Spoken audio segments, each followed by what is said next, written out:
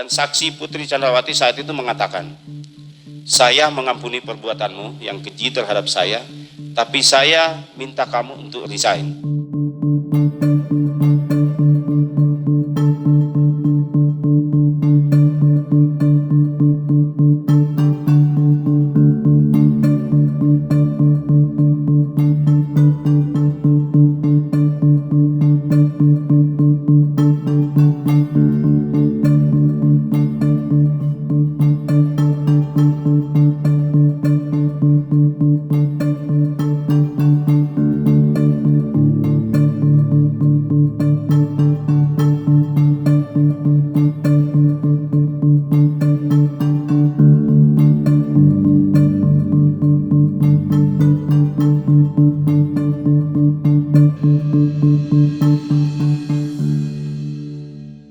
Magelang, sekira sore hari menjelang maghrib, saat terdakwa berada di teras rumah, terdakwa melihat dari kamar pintu saksi Putri Chandrawati, korban Nofriansah Joshua Huta Barat, diduga setelah melakukan perbuatan kekerasan seksual kepada saksi Putri Chandrawati, mengendap-endap menurunin tangga, menengok kanan kiri seolah-olah mencari apakah ada orang di lantai bawah. Terdakwa yang kebetulan berada di teras depan jendela kaca melihat korban Nofriansah Joshua Huta Barat tersebut dan meneriaki, "Woi!" Ternyata teriakan tersebut membuat korban Nofriansah Joshua Huta Barat lari ke arah dapur, yang kemudian terdakwa menyusul mengejar korban Nofriansah Joshua Huta Barat ke dapur, terus berlari ke arah garasi mobil dan masuk kembali ke dalam rumah melalui pintu depan atau pintu ruang tamu. Sambil terus mengejar korban Nofriansah Joshua Huta Barat juga melalui pintu ruang tamu, terdakwa lalu berteriak kepada saksi Susi, "Susi, lihat ibu, lihat ibu." Kemudian Susi lari ke kamar saksi Putri Chandrawati dan Susi berteriak, "Ibu, ibu, ibu." Akhirnya terdakwa berhenti mengejar korban Nofriansah Joshua Huta Barat. Terdakwa kemudian lari ke atas kamar saksi Putri Chandrawati melalui ruang makan, kemudian mengambil pisau untuk berjaga-jaga. Saksi Susi mendapati pintu kaca lantai 2 rumah Magelang sudah terbuka, dan saat itu dari arah pintu kaca saksi Susi melihat saksi Putri Chandrawati dalam posisi tergeletak, duduk dengan posisi kaki selonjoran dan kepala bersandar di keranjang baju kotor, dengan keadaan rambut berantakan, mata tertutup dan lemas, serta badannya terasa dingin. Kemudian saksi Susi memeluk saksi Putri Chandrawati, terasa pakaian saksi Putri Chandrawati lembab sambil menangis dan menanyakan, "Ibu, ibu, ibu, ibu kenapa?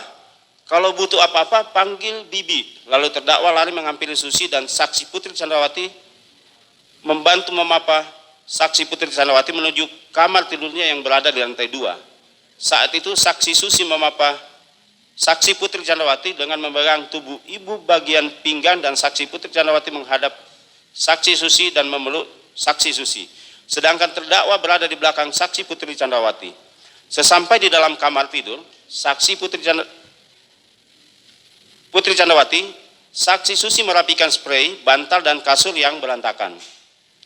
Setelah saksi Susi merapikan kasur, saksi Susi dan terdakwa langsung membantu merebahkan tubuh saksi Putri Chandrawati di atas kasur kamar tidurnya.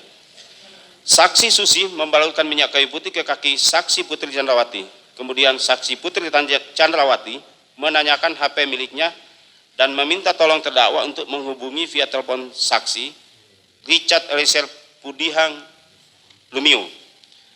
Kemudian saksi Riki Rizal Wibowo setelah tiba dari SMA Taruna Nusantara langsung naik ke kamar saksi Putri Chandrawati di lantai 2. Setelah saksi Riki Rizal Wibowo ada di dalam kamar saksi Putri Chandrawati, saksi Putri Chandrawati minta tolong kepada saksi Riki Rizal Wibowo untuk memanggil terdakwa.